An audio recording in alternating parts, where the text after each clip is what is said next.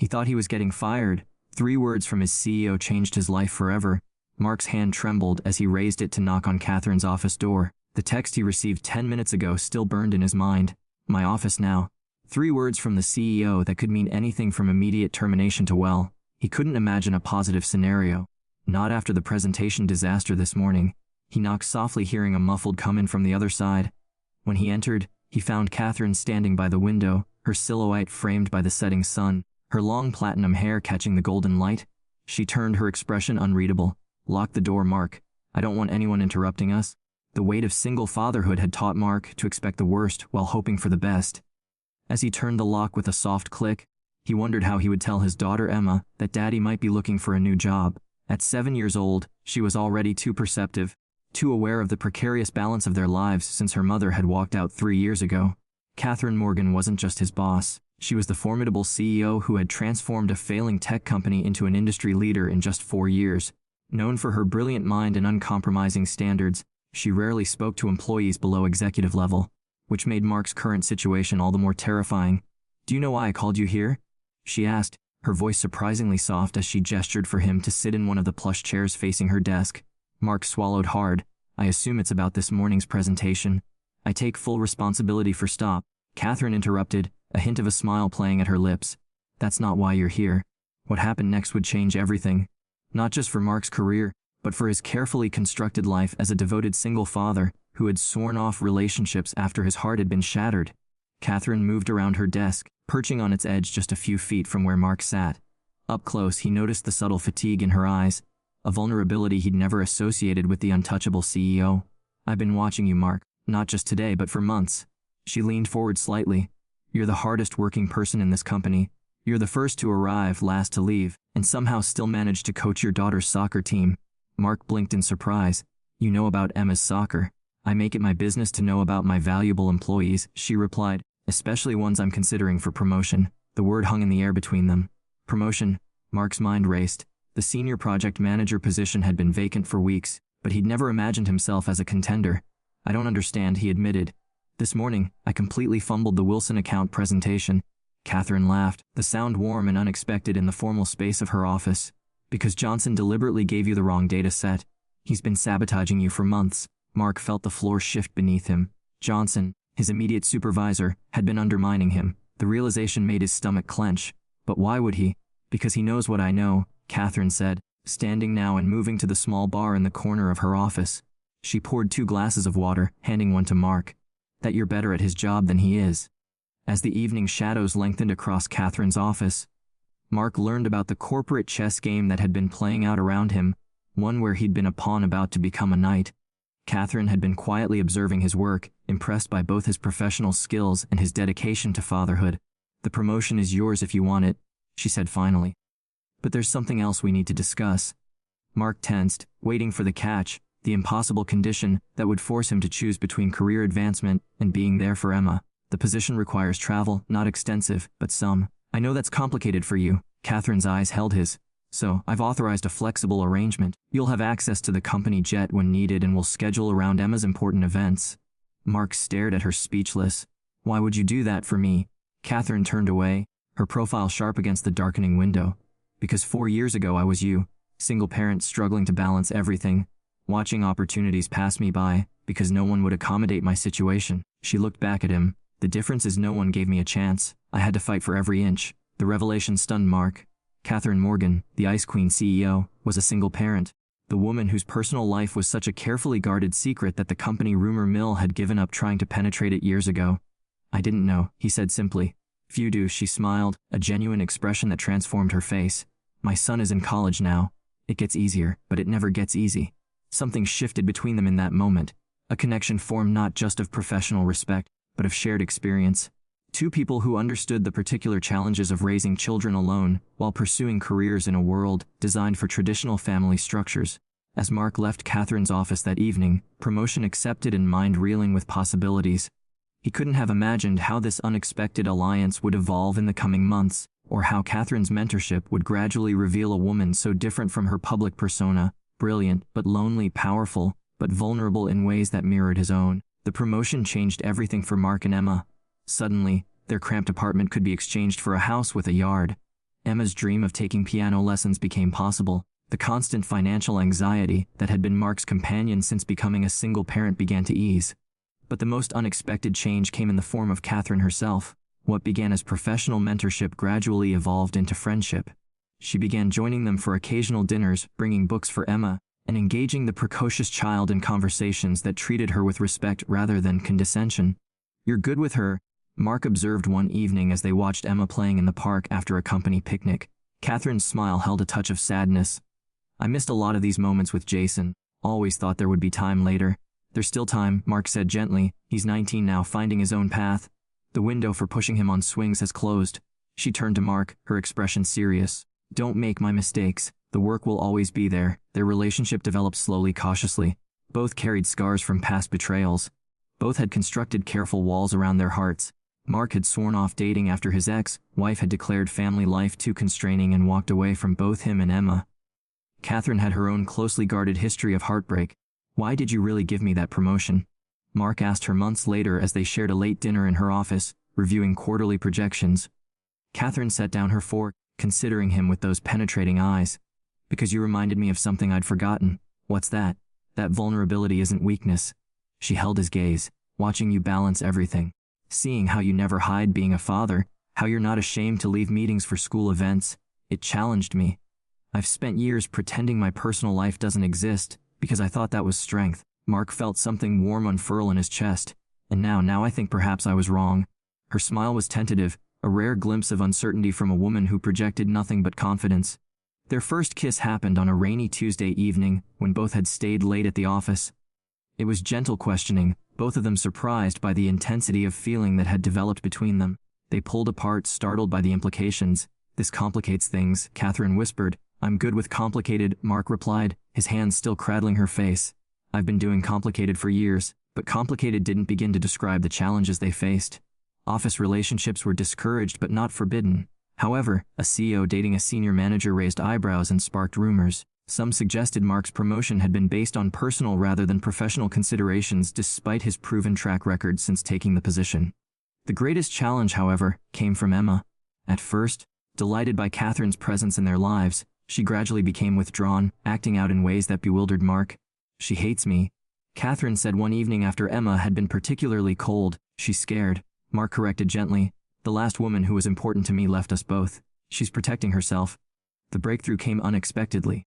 Catherine had been scheduled to present at an important conference, but called at the last minute when she learned Emma had the lead in her school play the same night as the conference. "You didn't have to do that," Mark told her, stunned by the sacrifice. "Yes, I did," Catherine replied simply. "Some things matter more." When Emma spotted Catherine in the audience, her face transformed with surprise and then a cautious joy. After the performance, she launched herself into Catherine's arms with an enthusiasm that brought tears to both adults' eyes. "You came," Emma whispered. "I wouldn't have missed it," Catherine replied, her voice thick with emotion. That night, as Mark tucked Emma into bed, she asked the question he'd been waiting for. "Is Catherine going to be your girlfriend now? Would that be okay with you?" he asked carefully. Emma considered this with the serious deliberation only a 7-year-old can muster. "She makes you laugh. You didn't laugh much before." Out of the mouths of babes, Mark thought, realizing his daughter had seen what he himself had barely acknowledged, that Catherine had brought joy back into his life in ways that went far beyond professional success.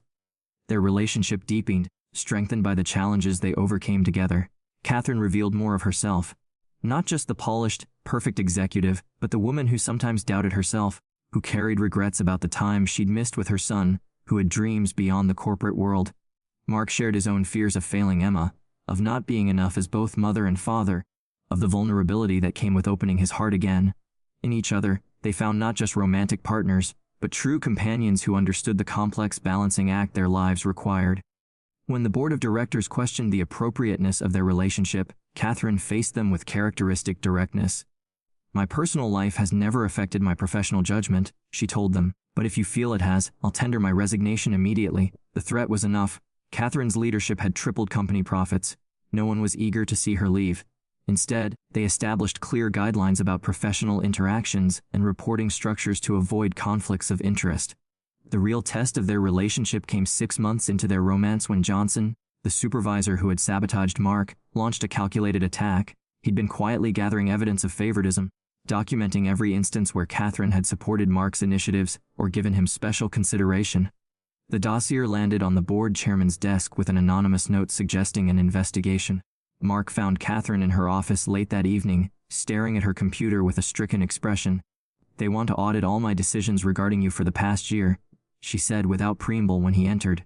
"Every promotion, every project assignment, every budget approval.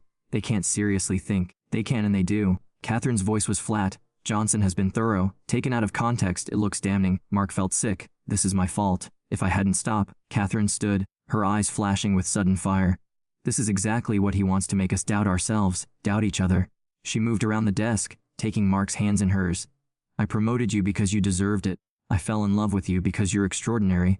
Those two facts exist independently of each other. What do we do?" Mark asked, feeling the ground shifting beneath them again. Catherine's smile was fierce. "We fight together." The next morning, they walked into the emergency board meeting side by side. Catherine had spent the night preparing, pulling performance metrics, client testimonials, and project outcomes that demonstrated Mark's exceptional contributions. But it was Mark who delivered the masterstroke. "Before we begin," he said calmly, placing a folder on the conference table, "I'd like to submit my own evidence." He opened it, revealing printouts of emails, altered documents, and meeting notes. "This is proof that Johnson has been systematically undermining projects under his supervision, not just mine, but those of several team members who threatened his position." The board members exchanged glances as Mark continued. "I've been gathering this information for months, intending to present it through proper channels. I held back because I wanted to be certain. Now I am." The investigation that followed vindicated both Mark and Catherine completely. Johnson was terminated and the board issued a formal apology, but the experience had shaken them, forcing them to confront the fragility of what they were building together. "I almost lost everything today," Catherine admitted that night as they sat on her balcony, watching the city lights below. "Not just my job, but my reputation, my integrity." Mark took her hand. "But you didn't. We didn't. Because you were prepared. Because you fought for us." She turned to him, her expression vulnerable in a way few people ever saw. "No one's ever fought for me before. I've always had to be the strong one, the one who handles everything alone." "You're not alone anymore," Mark said simply, pulling her close. That night marked a turning point. The walls Catherine had built over years of self-reliance began to truly crumble, allowing Mark to see the woman behind the CEO, a woman who had sacrificed much for success, but who longed for the connection and partnership she'd never allowed herself to need. Another pivotal moment came months later when Catherine received a call that her son Jason had been in a minor car accident at college. Though he wasn't seriously injured, the incident triggered all her maternal fears and insecurities. "I should have been there more," she confessed to Mark as they drove to the hospital 3 hours away. "Maybe if I'd been a more present mother, he wouldn't be so reckless." Mark glanced at her, seeing the rare tears she was fighting to hold back. "Catherine, you raised an independent young man who's finding his way. That's what parenting is. Preparing them to make their own choices, even when those choices scare us. Is that what you tell yourself about Emma?" she asked, a hint of her usual sharpness returning. "Every single day," he admitted with a small smile. "And then I worry anyway." When they arrived at the hospital, they found Jason sitting up in bed, his arm in a cast, but otherwise fine. His eyes widened in surprise when he saw not just his mother, but Mark as well. "Mom, you didn't have to come all this way," he protested. "I told you it was just a broken arm." "Of course I came," Catherine said, her professional composure firmly back in place, though Mark could see the relief in her eyes. "And I brought a friend." Jason's gaze shifted to Mark, curious and slightly wary. "The famous Mark, Mom's mentioned you." Mark raised an eyebrow at Catherine, who had the grace to look slightly embarrassed. "All good things, I hope." "Mostly that you're not an idiot like most of the people she works with," Jason replied with a grin that transformed his face, suddenly revealing his resemblance to his mother, high praise coming from her. The tension broke, and as the three of them talked, Mark watched Catherine with her son, saw the love between them that existed despite the challenges, saw how Jason's eyes softened when he looked at his mother, even as he teased her mercilessly about her overprotectiveness. Later, as Jason slept and they sat in the hospital cafeteria sharing terrible coffee, Catherine looked at Mark with wonder. "He likes you." "I'm very likable," Mark replied with a straight face. She laughed softly. "You don't understand. Jason doesn't like anyone I date ever." "So, you've dated a lot then?" Mark teased, enjoying the rare opportunity to fluster the normally composed CEO. Hardly. She stirred her coffee absently. "There's been no one serious since his father left. No one worth introducing to him." Her eyes met Mark's until you. The simple statement held such weight, such meaning. In that moment, Mark knew they were building something rare and precious, a second chance at family for both of them, a healing of old wounds, a new beginning built on mutual respect and understanding. The most unexpected challenge came just weeks before their 1-year anniversary. Mark's ex-wife, Vanessa, suddenly reappeared after nearly 4 years of minimal contact. She'd moved across the country with her new husband, but now that relationship had ended, and she'd returned to the city with intentions that soon became clear. She wants to be part of Emma's life again. Mark told Catherine one evening, his voice tight with tension. She says she's made mistakes and wants to make amends.